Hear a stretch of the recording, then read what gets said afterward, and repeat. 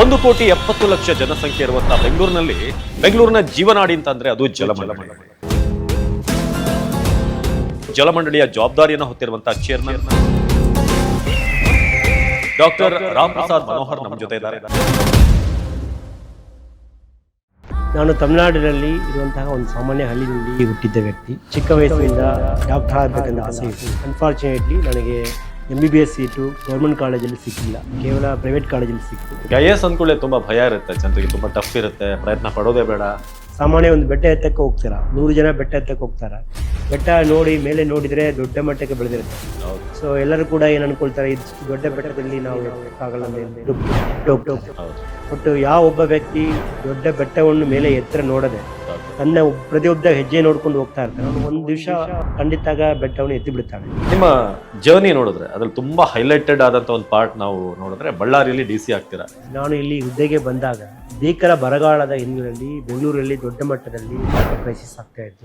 ಬಳ್ಳಾರಿಯಿಂದ ಬೆಂಗಳೂರಿನಂತ ದೊಡ್ಡ ನಗರಕ್ಕೆ ಬಂದಾಗ ಇನಿಷಿಯಲಿ ನಿಮ್ಮ ಥಾಟ್ ಪ್ರೊಸೆಸ್ ಏನಿತ್ತು? ಒಂದ್ಸಲ ನೋಡಿ ಭಯ ಆಯ್ತು. ಇನ್ನು BWSSB ನೀವು ಚೇರ್ಮನ್ ಆಗಿ ಬಂದಾಗ ಸುಮಾರು ಕೋಟ್ಯಾಂತರ ರೂಪಾಯಿ ನಷ್ಟದಲ್ಲಿ ಇತ್ತು ಅನ್ನೋ ವಿಚಾರ. ನಿಮ್ದೊಂದು ಲೈಫ್ ಸ್ಟೋರಿ ಏನಾದ್ರೂ ಸಿನಿಮಾ ಆದ್ರೆ ಒಬ್ಬ ಹೀರೋ ಅದನ್ನ ಪ್ಲೇ ಮಾಡಬೇಕು ಅಂದ್ರೆ ಒನ್ IAS ಆಫೀಸರ್ ನಿಮಗೆ ತುಂಬಾ ಇನ್ಸ್ಪೈರ್ ಮಾಡಿ.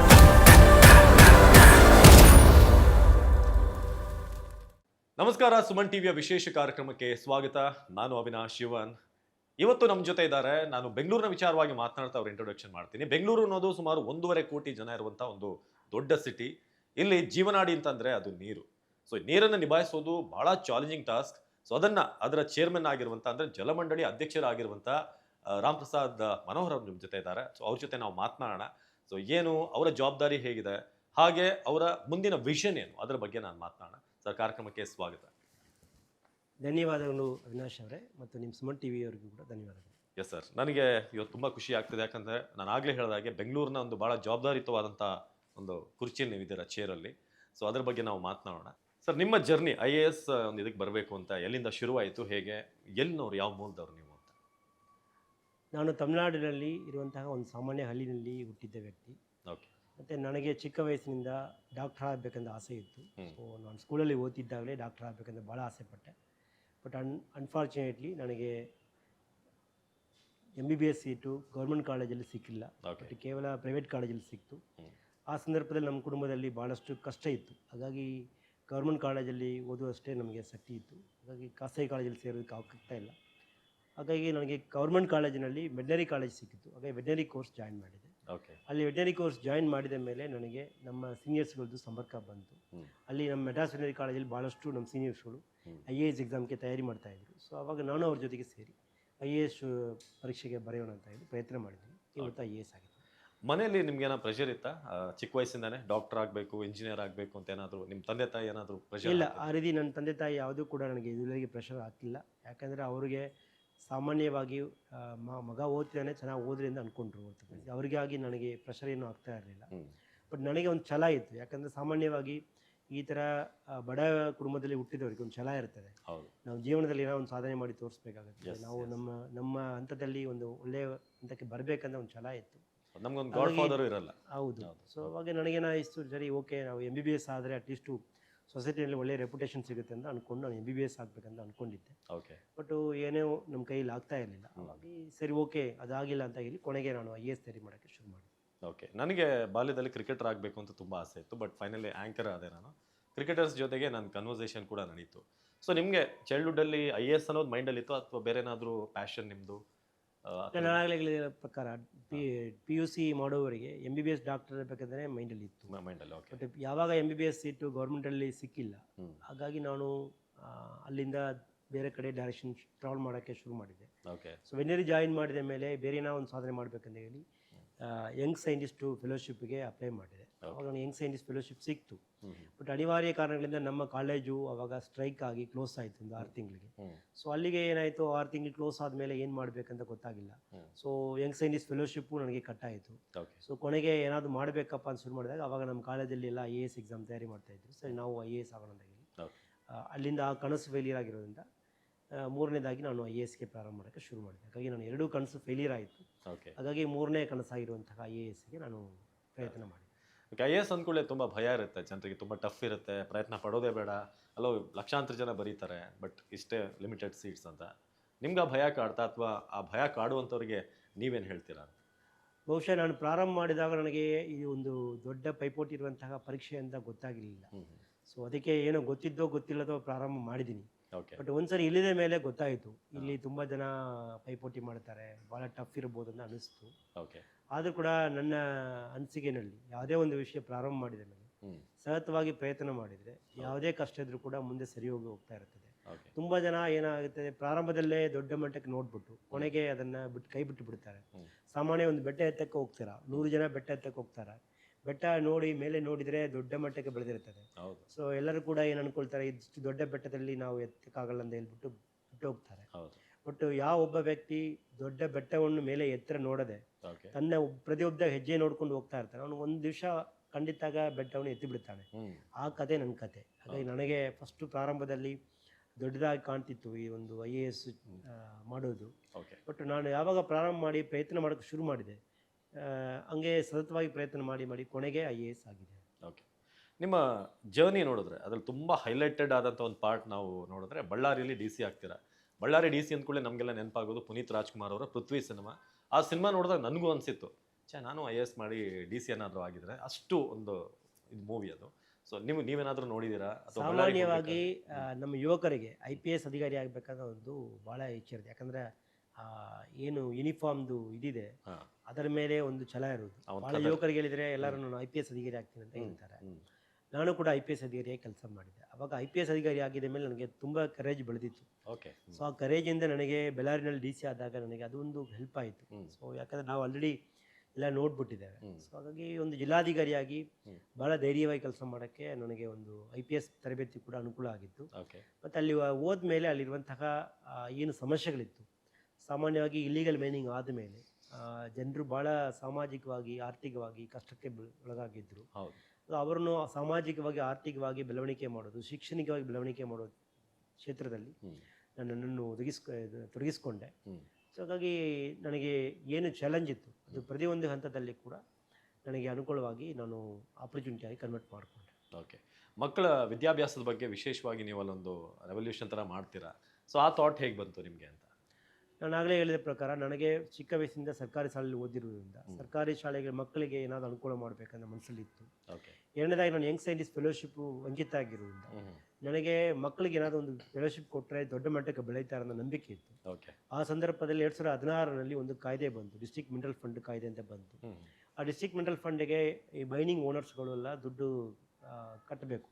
ಆ ಡಿಸ್ಟ್ರಿಕ್ಟ್ ಮಿನರಲ್ ಫಂಡು ಡಿಸ್ಟ್ರಿಕ್ಟಿನ ಬೆಳವಣಿಗೆಗೆ, ಆರ್ಥಿಕ ಮತ್ತು ಶೈಕ್ಷಣಿಕ ಬೆಳವಣಿಗೆಗೆ ಮಾಡಿರುವಂಥ ಒಂದು ಕಾನೂನು.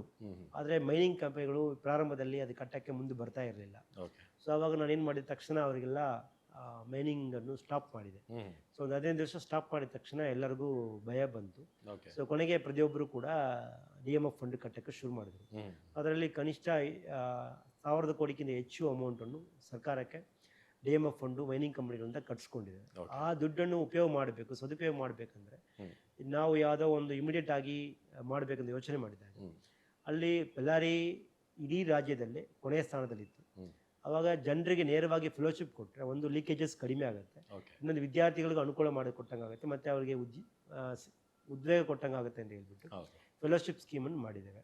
ವಿದ್ಯಾರ್ಥಿ ಬೆಳಕಂತ ಸ್ಕೀಮ್ ಮಾಡಿ ನೇರವಾಗಿ ವಿದ್ಯಾರ್ಥಿ ಅಕೌಂಟಿಗೆ 4,000 ರೂಪಾಯಿ ಅಕೌಂಟಿಗೆ ಹೋಗೋ ಥರ ಒಂದು ಸ್ಕೀಮನ್ನು ಮಾಡಿದ್ದೇವೆ. 62,000ಕ್ಕಿಂತ ಹೆಚ್ಚು ವಿದ್ಯಾರ್ಥಿಗಳಿಗೆ ಈ ಯೋಜನೆ ಅನುಕೂಲ ಆಗಿತ್ತು. ಇದರಿಂದ ನೆಕ್ಸ್ಟ್ ಒಂದು ವರ್ಷದಲ್ಲಿ ನಮ್ಮ ಶಿಕ್ಷಕರ ತರಬೇತಿ, ವಿದ್ಯಾರ್ಥಿಗಳ ಆಸಕ್ತಿ ಎಲ್ಲರೂ ಸೇರಿ ನಮ್ಮ ಬಳ್ಳಾರಿ ಜಿಲ್ಲೆ 30ನೇ ಸ್ಥಾನದಿಂದ ಟಾಪ್ 10 ಒಳಗಡೆ ಬಂದಿತ್ತು. ಇದಕ್ಕೆ ರಾಷ್ಟ್ರ ಮಟ್ಟದ ಪ್ರಶಸ್ತಿ ಸಿಕ್ತು ಈ ಸ್ಕೀಮ್ಗೆ, ವಿದ್ಯಾರ್ಥಿ ಬೆಳಕಿಗೆ. ಹಾಗಾಗಿ ಈ ಒಂದು ವಿದ್ಯಾರ್ಥಿ ಬೆಳಕು ಸ್ಕೀಮು ನನ್ನ ಸ್ವತಃ ಲೈಫ್ನಲ್ಲಿ ನಾನೇನು ಕಷ್ಟ ಅನುಭವಿಸ್ತೀನಿ ಅದನ್ನು ಒಂದು ಅನುಭವ ಆಯಿತು.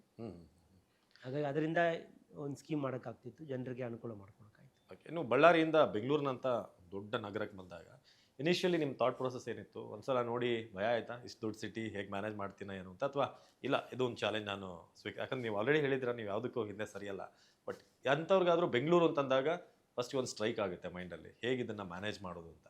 How was your situation? ನಂದೇನಪ್ಪ ಅಂದರೆ, ಒಂದು ಕಡೆ ಬೆಂಗಳೂರು 1,40,00,000 ಇರುವಂತಹ ಒಂದು ದೊಡ್ಡ ನಗರ. ಆದರೆ ನಾನು ಇಲ್ಲಿ ಹುದ್ದೆಗೆ ಬಂದಾಗ ಭೀಕರ ಬರಗಾಲದ ಹಿನ್ನೆಲೆಯಲ್ಲಿ ಬೆಂಗಳೂರಲ್ಲಿ ದೊಡ್ಡ ಮಟ್ಟದಲ್ಲಿ ವಾಟರ್ ಕ್ರೈಸಿಸ್ ಆಗ್ತಾ ಇತ್ತು. Even national medias, international medias ಪ್ರತಿ ದಿವಸ 24x7 ಓಕೆ ಬೆಂಗಳೂರು ನೀರಿಗೆ ಕೊರತೆ ಆಗಿದೆ ಅಂತ ಹೇಳಿ ದೊಡ್ಡ ಮಟ್ಟಕ್ಕೆ Headline ಮಾಡಿದ್ರು, ಹೆಡ್ಲೈನ್ ಸ್ಟೋರಿ ಆಯಿತು. ಹ್ಮ್ ಸೊ ಆ ಸಂದರ್ಭದಲ್ಲಿ ನನಗೆ ಪೋಸ್ಟಿಂಗ್ ಹಾಕಿದ್ರು. ಓಕೆ So ಅವಾಗ ನನಗೆ ಅನಿಸ್ತು, ಎಲ್ಲ ಒಂದು ಕಡೆ ದೇವರು ನಮಗೆ ಒಂದು ಸವಾಲನ್ನು ಕೊಟ್ಟು ಸಾಧನೆಗೆ ಒಂದು ಅವಕಾಶ ಕೊಡ್ತಾರೆ ಅಂತ ಅನ್ಕೊಂಡಿದ್ದೆ ನಾನು. ಸೊ ಪ್ರಾರಂಭದಲ್ಲಿ ಇನಿಷಿಯಲಿ ಈ ವ್ಯವಸ್ಥೆ ಬಗ್ಗೆ ತಿಳ್ಕೊಳ್ಳೋದಕ್ಕೆ ನಮಗೆ ಟೈಮೇ ಇರಲಿಲ್ಲ, ಯಾಕಂದರೆ ಬಂದ ತಕ್ಷಣ ಪ್ರಾಬ್ಲಮ್ ಶುರು ಆಯಿತು. ಸೊ ಹಾಗಾಗಿ ಹಂಗೆಲ್ಲಕ್ಕಿಂತ ನಾನು ಪ್ರಾಬ್ಲಮ್ ಇದ್ದಾಗಲೇ ಬಂದೆ. ಸೊ ಇವಾಗ ಏನಾದರೂ ಮಾಡಿ ಸರಿ ಮಾಡಬೇಕಂತ ಹೇಳ್ಬಿಟ್ಟು ಕೊನೆಗೆ ನಮ್ಮ ಆಫೀಸಸ್ಲ ಕರೆದು ಮೀಟಿಂಗ್ ಮಾಡಿಬಿಟ್ಟು ಇಮಿಡಿಯೇಟಾಗಿ ಅಂಡರ್ಸ್ಟ್ಯಾಂಡ್ ಮಾಡ್ಕೊಂಡು ಸಿಚುವೇಶನ್ ಓಕೆ ನಮ್ಮ DCM ಅವ್ರ ಹತ್ರನೂ ಚರ್ಚೆ ಮಾಡಿದೆ. ಸೊ ಅವ್ರು ಕೆಲವೊಂದು ಐಡಿಯಾಸ್ ಕೊಟ್ಟರು, ಅದರ ಮೇಲೆ ಇಮಿಡಿಯೇಟಾಗಿ ಎಕ್ಸಿಕ್ಯೂಟ್ ಮಾಡಿದೆ. ಇವತ್ತು ನೋಡಿದರೆ ಆ ಒಂದು ಸವಾಲು ಏನು ಬಂತು, ಇವತ್ತು ವಿಶ್ವ ಮಟ್ಟಕ್ಕೆ ಯುನೈಟೆಡ್ ನೇಷನ್ಸ್ ಲೆವೆಲಲ್ಲಿ, ಗಿನ್ನಸ್ ಲೆವೆಲಲ್ಲಿ ದಾಖಲೆಗಳು ಮಾಡಿ ಸಾಧನೆ ಮಾಡುವಷ್ಟು ನಮಗೆ ಬೆಳವಣಿಗೆಗೆ ಅವಕಾಶ ಕೊಟ್ಟಿದೆ. ಹಾಗಾಗಿ ನನ್ನ ಪ್ರಕಾರ ಯಾವುದೇ ಒಂದು ಸವಾಲುಗಳು ನಿಮ್ಮ ಸಾಧನೆಗಳಿಗೆ ಸ್ಟೆಪ್ಸ್ಗಳಾಗುತ್ತೆ. ಎಸ್. ಇನ್ನು BWSSB ನೀವು ಚೇರ್ಮನ್ ಆಗಿ ಬಂದಾಗ ಸುಮಾರು ಕೋಟ್ಯಾಂತರ ರೂಪಾಯಿ ನಷ್ಟದಲ್ಲಿತ್ತು ಅನ್ನೋದು ವಿಚಾರ ಆಯಿತು. ಸೊ ಎಷ್ಟು ನಷ್ಟದಲ್ಲಿತ್ತು, ನೀವು ಬಂದಮೇಲೆ ಹೇಗೆ ಬದಲಾವಣೆ ಆಯಿತು? ಇದು ನನ್ನ ಒಬ್ಬನಿಂದ ನಾನು ಆಗಿರಿಂದ ಹೇಳೋದಕ್ಕಿಂತ ಇದು ನಮ್ಮ ಸನ್ಮಾನ್ಯ ಉಪಮುಖ್ಯಮಂತ್ರಿಗಳು DK ಶಿವಕುಮಾರ್ ಸಾಹೇಬ್ರವರ ಒಂದು ದೂರದೃಷ್ಟಿ.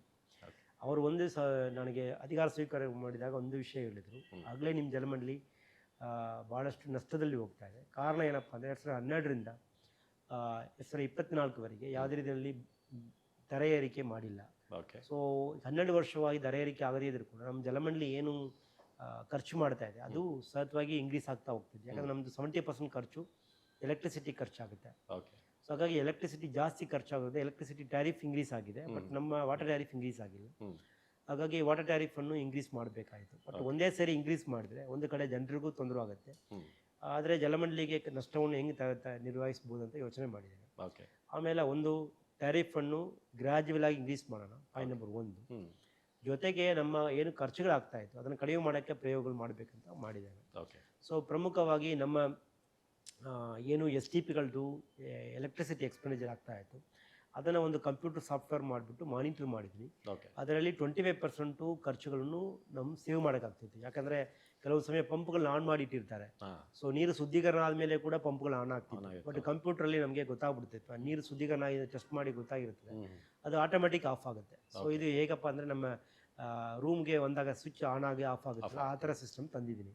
ಸೊ ಈ ಒಂದು ಸಣ್ಣ ಒಂದು ಪ್ರಯೋಗದಿಂದ 25% ನಮಗೆ ಎಲೆಕ್ಟ್ರಿಸಿಟಿ ಖರ್ಚು ಕಡಿಮೆ ಆಯಿತು. ಇದಲ್ಲದೆ ನಮ್ಮ ವಾಟರ್ ಏನು ಗ್ರಾಹಕರಿಗೆ ಕೊಡ್ತಾ ಇತ್ತು ಅದರಲ್ಲಿ ಸೋರಿಕೆ ಇತ್ತು, 46% ಸೋರಿಕೆ. ಸೊ ಅದನ್ನು ಏನು ಮಾಡಿದ್ದೀನಿ, ಬ್ಲೂ ಫೋರ್ಸ್ ಅಂತ ಒಂದು ತಂಡ ರಚನೆ ಮಾಡಿ ಪ್ರತಿಯೊಂದು ಹಂತವಾಗಿ ಎಲ್ಲಿ ನೀರು ಸೋರಿಕೆ ಆಗ್ತದೆ ಅಂತ ಕಡಿಮೆ ಮಾಡಿ ಅದನ್ನು ಈಗ 46%ಇಂದ 28%ಗೆ ಇಳಿಸಿದ್ದೇವೆ. ಇದರಲ್ಲಿ ನಮಗೆ ಬಹುಶಃ 18% ಅಷ್ಟು ನಮಗೆ ಲಾಸ್ ಕಡಿಮೆ ಆಗಿದೆ. ಈ ರೀತಿ ಪ್ರತಿಯೊಂದು ಹಂತದಲ್ಲಿ ಬೆಲೆ ಏರಿಕೆ ಒಂದೇ ಮಾತ್ರ ಅಲ್ಲದೆ ಖರ್ಚುಗಳನ್ನು ಕಡಿಮೆ ಮಾಡೋದು, ವೇಸ್ಟೇಜ್ಗಳನ್ನು ಕಡಿಮೆ ಮಾಡೋದು, ಮತ್ತು ಏರೇಟರ್ಗಳಿಗೆ ಹಾಕ್ಸ್ಕೊಂಡು ನೀರನ್ನು ಉಳಿತಾಯ ಮಾಡಿದ್ದೇವೆ. ಆಮೇಲೆ ಯಾರು ಕಾವೇರಿ ನೀರನ್ನು ಪೋಲ್ ಮಾಡ್ತಾರೆ ಅವ್ರಿಗೆ ದಂಡ ಮಾಡಿದ್ದೇವೆ. ಮತ್ತು ಬೋರ್ವೆಲ್ಗಳು ಇಲ್ಲಿಗಲ್ ಕೊರೆಯೋರ ಮೇಲೆ ದಂಡ ಮಾಡಿದ್ದೇವೆ. ಈ ರೀತಿ ಹಲವಾರು ಕಾರ್ಯಕ್ರಮದಿಂದ ಇವತ್ತೇನು ನಮ್ಮ ಬೆಂಗಳೂರು ಜಲಮಂಡಳಿ ವರ್ಷಕ್ಕೆ 1,000 ಕೋಟಿ ನಷ್ಟ ಆಗ್ತಾ ಇತ್ತು, ಇವತ್ತು 200-300 ಕೋಟಿ ರೂಪಾಯಿ ನಷ್ಟಕ್ಕಿಂತ ಕಡಿಮೆ ಮಾಡಿಕೊಂಡು ಈಗ ಒಂದು 200-300 ಕೋಟಿ ರೂಪಾಯಿ ನಾವು ರೆವಿನ್ಯೂ ಸರ್ಪ್ಲಸ್ಗೆ ಬಂದಿದ್ದೇವೆ. ಬಟ್ ಇದೆಲ್ಲದಕ್ಕೂ ಕೂಡ ನಮ್ಮ ಸನ್ಮಾನ್ಯ ಉಪಮುಖ್ಯಮಂತ್ರಿಗಳು ಭಾಳಷ್ಟು ಬೆಂಬಲ ಕೊಟ್ಟಿದ್ದಾರೆ. ಮತ್ತು ಸನ್ಮಾನ್ಯ ಮುಖ್ಯಮಂತ್ರಿಗಳು ಕೂಡ ಈ ಬೆಲೆ ಏರಿಕೆ ವಿಷಯವಾಗಿ ನಮಗೆ ಸ್ವತಂತ್ರ ಕೊಟ್ಟಿದ್ದಾರೆ. ಜೊತೆಗೆ ಎಲ್ಲ ಒಂದು ವಿಷಯಗಳಲ್ಲಿ ಕೂಡ ನಮಗೆ ನಮ್ಮ ಟೀಮ್, ನಮ್ಮ ಜಲಮಂಡಳಿ ಅಧಿಕಾರಿಗಳು, ನೌಕರರುಗಳು ತಮ್ಮ ಶ್ರಮಗಳನ್ನು ಪಟ್ಟಿದ್ದಾರೆ. ನಾನು ಒಬ್ಬನಿಂದ ಈ ಒಂದು ಕೆಲಸ ಆಗಿದೆ ಹೇಳೋದಕ್ಕಿಂತ ಈ ಇಡೀ ವ್ಯವಸ್ಥೆಯಲ್ಲಿ ಒಂದು ಬದಲಾವಣೆ ತರಕ್ಕೆ ನಾನು ಕೂಡ ಒಂದು ಕಾರಣಭೂತರಾಗಿದ್ದೀನಿ.